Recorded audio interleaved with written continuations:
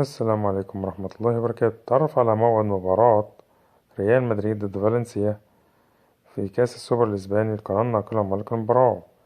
يلعب اليوم فريق ريال مدريد ضد فريق فالنسيا في إطار مباراة دور نصف النهائي بطولة كأس السوبر الإسباني المقامة في السعودية. تنطلق المباراة في تمام الساعة 10 مساء بتوقيت السعودية والعراق واليمن، 9 مساء بتوقيت مصر والسودان وليبيا، 8 مساء بتوقيت تونس والجزائر والمغرب. تنقل المباراة على قناة SSC1. تعليق المعلق فهد العتيبي. نعم، ممكن ترك توقعاتكم عن نتيجة اللقاء. شكرا لكم من حسن المشاهدة، ولا تنسوا أن تشتركوا معنا في القناة والإعجاب بالفيديو. وما توقعاتكم لبطل كأس السوبر الإسباني لهذا الموسم؟